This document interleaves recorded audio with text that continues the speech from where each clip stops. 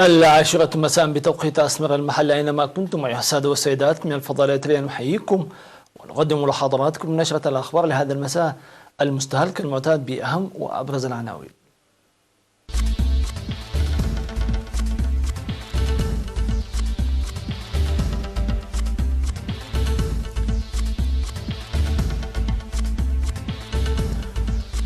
القوات البحرية تؤهل أعضائها.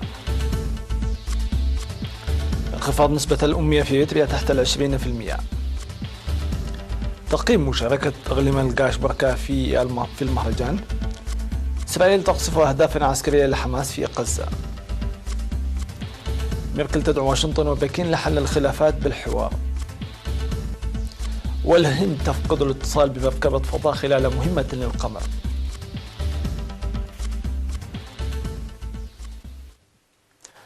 أهلا بكم من التفاصيل.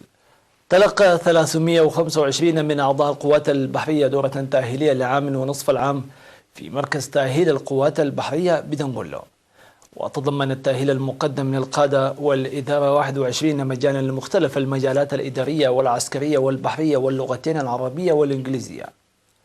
وقال قائد هيئة أركان قوات الدفاع الفريق فيليب أوسوالدو يوهانس في مراسم التخريج أنه رغم رفع الحظر فإن الأهمية الاستراتيجية لإريتريا باقية للأبد، وستستمر معها التعقيدات السياسية وتهافت القوى الكبرى على المنطقة، مشددا على ضرورة الاستفادة من مناخ السلام الحالي للعمل والجهد والتعلم والتنظيم. من جانبها أوضح قائد هيئة أركان القوات البحرية العقيد ملاك تخلى مريم أن الدورة التأهيلية المقدمة في المعرفة والعلوم الآنية مهمة للأعضاء من ذوي الخبرة الطويلة. وذكر قائد مركز تأهيل القوات البحرية النقيب فريم تسفاي أن الدورة التأهيلية تركزت بالأساس للارتقاء بالقدرات العصرية وتقوية الجاهزية لأعضاء القوات البحرية وتبادل التجارب فيما بينهم. وأكد المشاركون في الدورة على أهميتها الكبيرة موضحين الاستعداد لتطبيقها على أرض العمل. حضر المناسبة الوزراء وقادة الجيش ورجال الدين والضيوف المدعوين.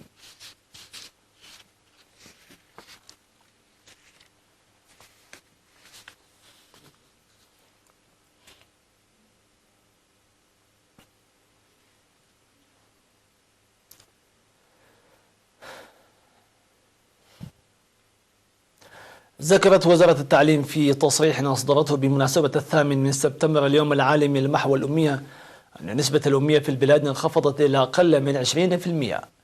وذكر التصريح الصادر بعنوان محو الأمية وتنوع اللغات بأن أعمال محو الأمية وجدت اهتمام أكبر منذ فترة طويلة، وأن برنامج محو الأمية الذي بدأ في فترة الكفاح المسلح تمت الاستفادة منه كتجربة مهمة لإنجاح البرنامج بعد الاستقلال.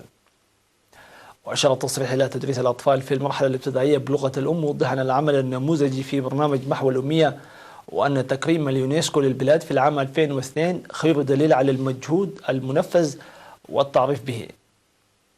وأفاد التصريح بأن برنامج عريوت الذي أدخل العام 2007 لإلحاق الأطفال الذين فاتهم التعليم في العمر المحدد لمختلف الأسباب ظل يسير بخطى جيدة في 4 أقاليم، وقد وصل الكثير من الأطفال مستفيدين من هذه الفرصة إلى مرحلة الكليات.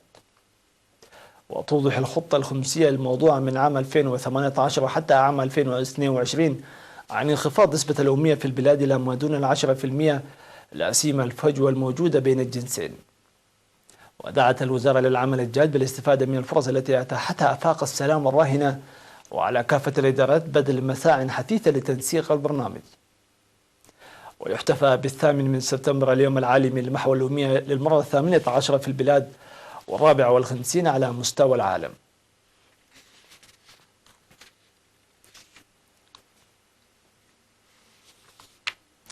أدخلت الطاقة الكهربائية المستدامة في 20 قرية بمديرية دبرة، وقد حصلت 14 قرية على الخدمات الكهربائية مسبقا لتنضاف إليها القرى العشرين في إطار الجهود الحكومية لإدخال الخدمات الكهربائية في قرى المديرية. ويجري العمل لإدخال الخدمات الكهربائية في 40 قرية أخرى. وأشار سكان عدلقو أن إدخال التيار الكهربائي لقريتهم سيسهم لتحسين حياتهم المعيشية عامة وخاصة أبنائهم الطلاب.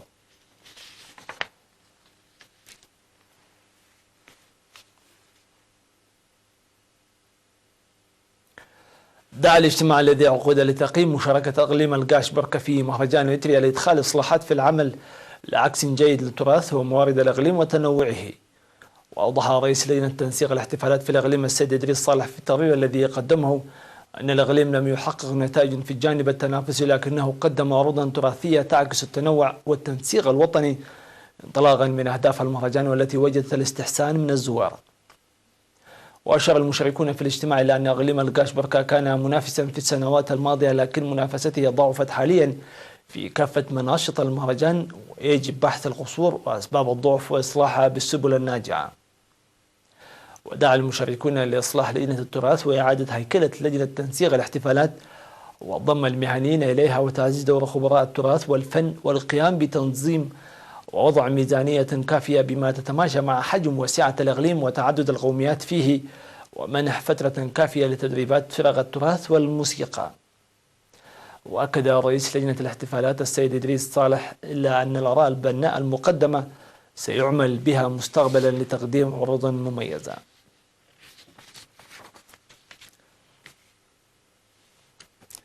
توفي في 7 سبتمبر الحالي المناضل الملازم أبراهام تخلة تسفازقي عضو الفرقة العسكرية 59 جراء مرض فجائي. التحق المناضل الملازم أبراهام بصفوف القوات التحرير الشعبية عام 1975، وخدم في القوات المقاتلة وقسم الزراعة وإدارة التموين والإمداد للكتيبة، وبعد الاستغلال مسؤول للأمن في الإقليم الأوسط، ومن ثم مسؤول مركز في قسم الأمن حتى وفاته. والمناضل أبراهام تخلة رب أسرة وأب ل6 أبناء، وسيوارى جثمانه الثرى ظهر يوم غد الأحد 8 سبتمبر بمقبرة الشهداء بالعاصمة أسمرة. وتعرب وزارة الدفاع عن بالغ حزنها لوفاة المناضل الملازم أبراهام تخلة، وتقدم تعازيها لأسرته ورفاقه وأصدقائه.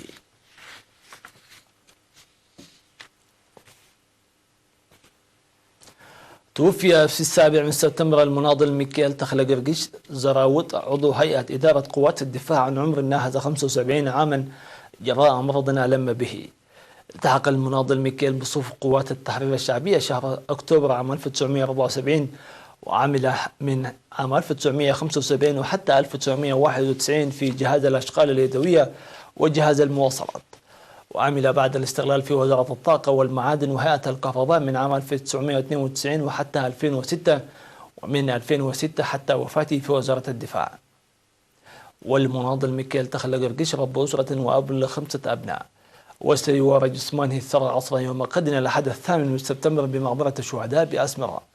وتعرب وزارة الدفاع عن بالغ حزنها لوفاة المناضل ميكيل تخلة قرقش، وتقدم تعازيها لأسرته ورفاقه المناضلين وأصدقائه.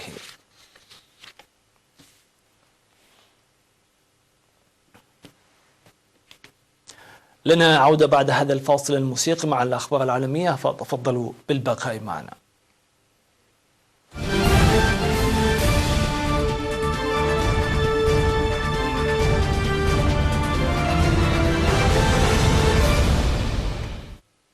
أهلا بكم من جديد.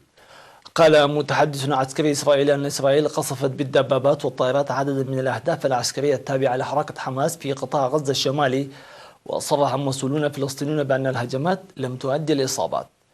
وقد قتل فلسطينيين سابقا 2 برصاص الجيش الإسرائيلي في مواجهات قرب حدود القطاع، وفقا لما أعلنته وزارة الصحة في قطاع غزة.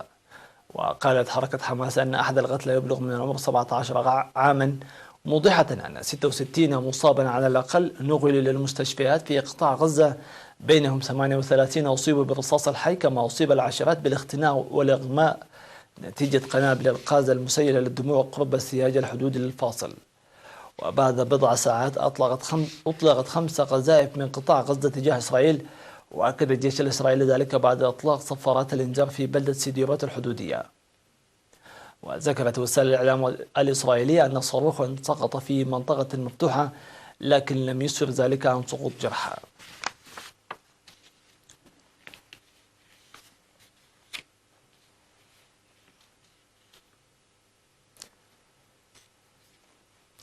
دعت المستشارة الألمانية أنجيلا ميركل الصين والولايات المتحدة إلى حل الخلافات بينهما عبر الحوار والتفاوض. وذكر بيان صادر عن وزارة الخارجية الصينية أن ميركل وصلت البلاد في زيارة تتواصل 3 أيام، والتقت رئيس الوزراء لي كيتشيانغ. وأشارت ميركل في الاجتماع إلى التوتر التجاري بين الصين والولايات المتحدة، قائلة أن التصرفات الأحادية والحمائية رمت بآثارها السلبية على ألمانيا أيضا. من جانبه عرب رئيس الوزراء الصيني عن أمله في استقبال ألمانيا مزيدا من الشركات الصينية وتخفيف قواعد التصدير لبعض المنتجات الصينية. هذا واستقبل الرئيس الصيني شي جين بينغ المستشارة الألمانية أنجيلا ميركل في العاصمة بكين.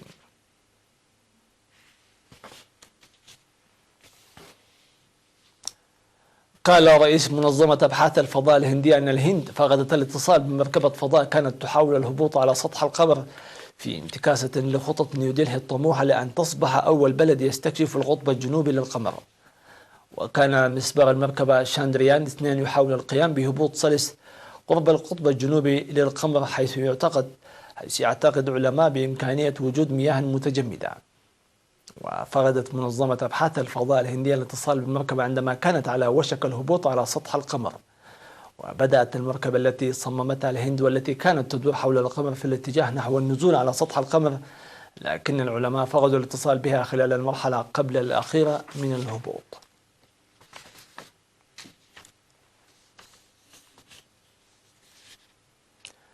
وضعت عجوز هندية تبلغ من العمر 73 عاما توأما من البنات في ولاية لاندرا براديش.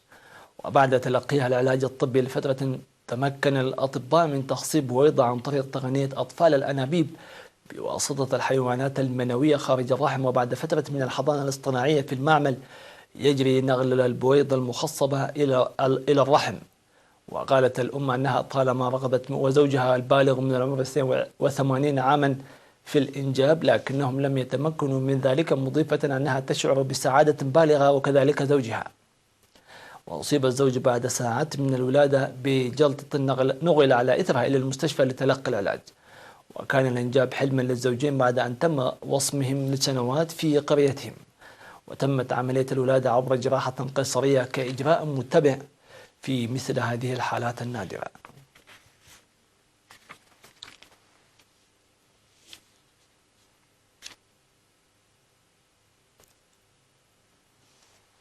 الرياضة تكون آخر ما في هذه النشرة، لكن بعد قليل.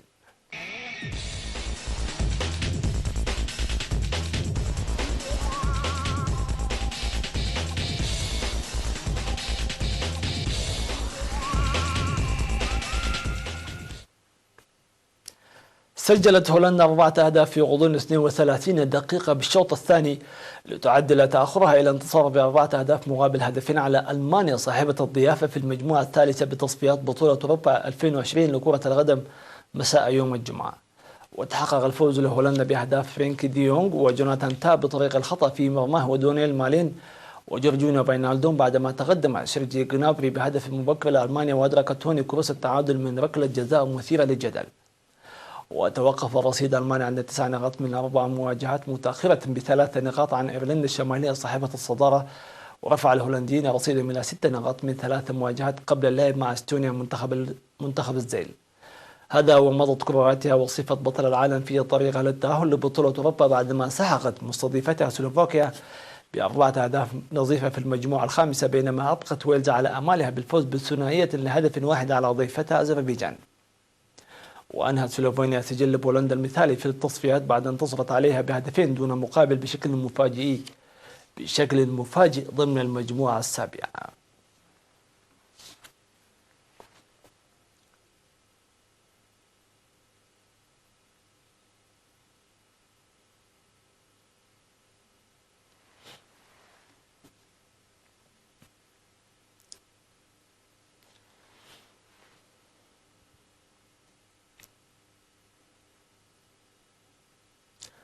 تصبحون على ألف خير.